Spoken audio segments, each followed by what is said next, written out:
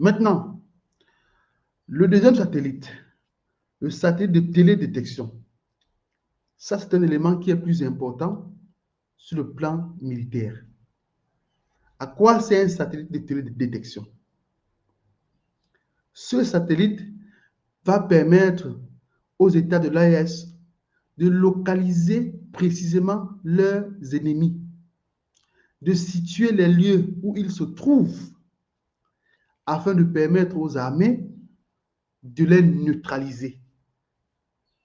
C'est un satellite qui est sophistiqué, qui joue seulement un rôle important au niveau du renseignement, mais aussi au niveau du contrôle de l'ensemble du territoire. Une fois qu'on a son satellite de détection et qu'un ennemi essaie de franchir les frontières, les barrières de l'Alliance des États du Sahel, c'est le satellite qui signale aux autorités militaires et même aux autorités étatiques qu'il y a dans l'espace de l'AES un ennemi, un intrus qui pourrait causer des dégâts importants sur le territoire.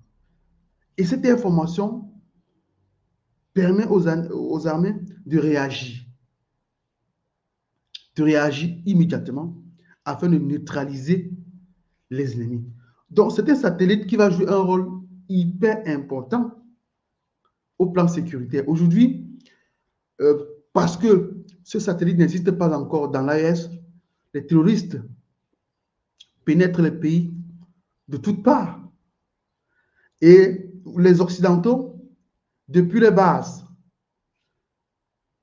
chez eux, avec la collaboration de certains valets, de certains acolytes sur le continent, permettent de contrôler les mouvements des armées et de donner avec précision leur position aux forces terroristes, afin que ceux-ci viennent s'attaquer aux forces armées. Voyez-vous, aujourd'hui, on parle des attaques surprises des armées, des attaques surprises dans les écoles, des hôpitaux, du moins de l'ensemble du territoire.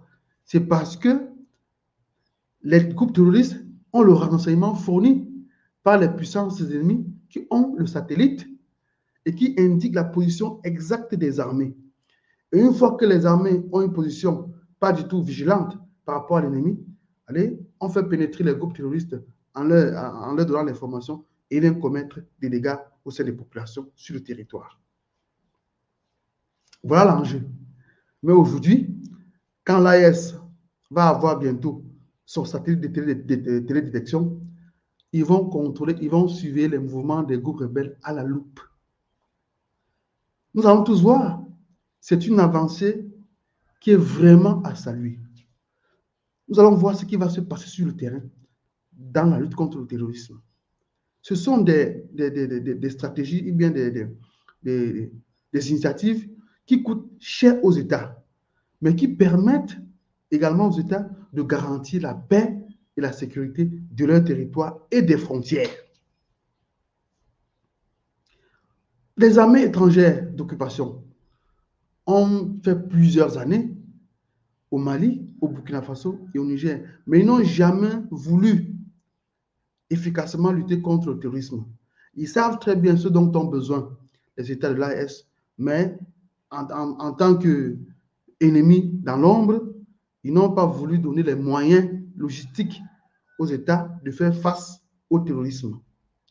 Aujourd'hui, c'est le partenaire russe qui est un partenaire fiable, confiant, qui mène une relation d'égal à égal, qui donc veut amener les pays à avoir leur propre satellite et le défendre de manière efficace leur population et leurs États.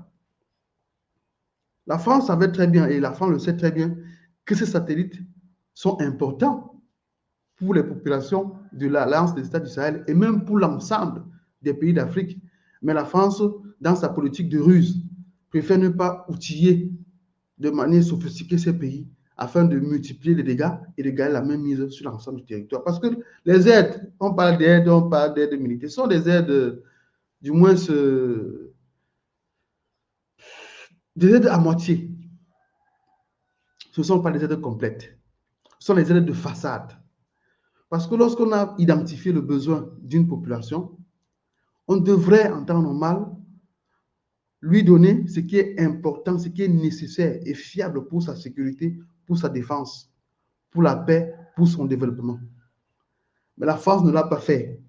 La France ne l'a pas fait. On sait très bien que l'AES a besoin d'un satellite de télédétection. Mais qu'est-ce que la France fait? La France multiplie les ventes d'armes.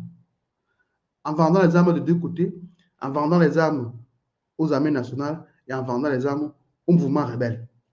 Donc, elle est au milieu des deux groupes pour se faire de l'argent. Pour se faire de l'argent. Et on parle de l'économie de la guerre parce que la guerre permet à certaines personnes, à certains groupes, à certaines puissances de multiplier leurs capitaux. Puisqu'on crée la guerre pour avoir de l'argent, on fabrique des armes pour les vendre. Et on vend à qui? On vend les armes aux pays qui sont en situation de guerre. Voilà les enjeux. Mais aujourd'hui, la Fédération russe, consciente du bien fondé du satellite, a bien voulu offrir, a bien voulu signer un contrat, pas offrir, a bien voulu signer un contrat avec l'AES pour permettre à ces pays d'avoir leurs satellites au niveau de la télécommunication et de la télédétection, qui sont tous des domaines très importants pour la sécurité, pour la communication et même pour le développement technologique de nos États.